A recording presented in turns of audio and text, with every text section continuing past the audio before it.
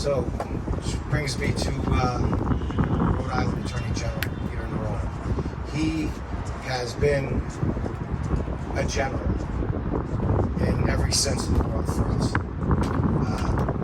In every sense of the word.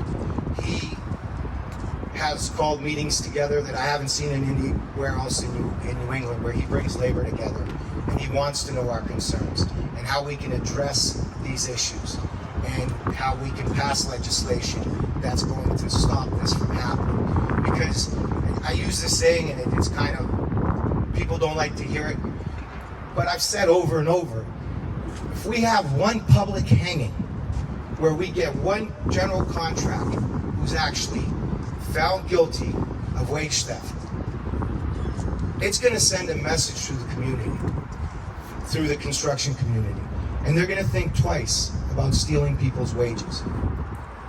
And he's just been incredible.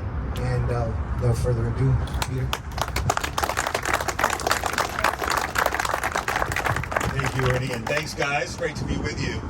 I first learned about this issue when I was running for office from Ernie and the other members of the Carpenters who were in that room with me 4 years ago. And we were talking about the issues that are facing working men and women. And when I was told about wage theft, because as a federal prosecutor and before as a state prosecutor, I had done a lot of those cases personally, I was astounded, A, the extent of the problem, but B, the lack of the tools to be able to address it. This legislation is about giving us the tools to address one of the most fundamental issues of fairness that I've seen as a prosecutor in 25 years, state and federal. And it's nowhere near as complicated as some would make it out to be. In fact, it's really simple. It comes down to this, that I can literally steal anything. I can steal this podium if it's worth over $1,500, and since it was built by the Carpenters, I know that it is. I can steal some of this camera equipment, and if it's worth over $1,500, it's a felony.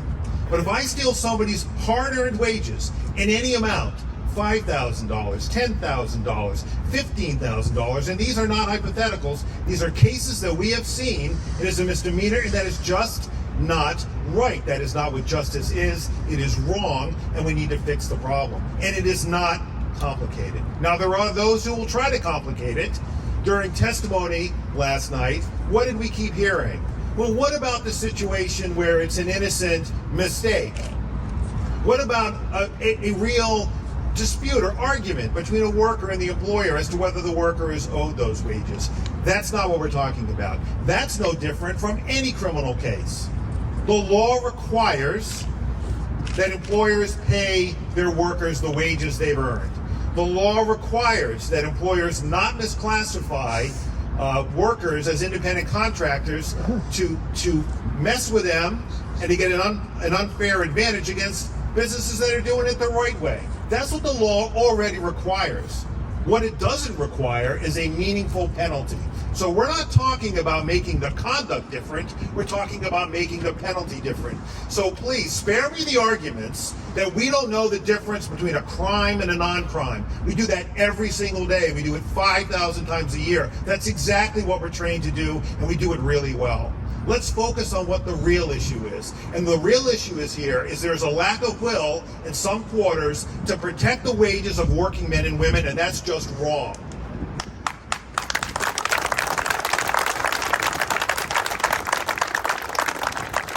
So let's fix it. The time is now. Let's collectively, together, get this done. We've got tremendous momentum. As Pat pointed out, we can do this. Let's do it together. Let's get it done. Thank you very much.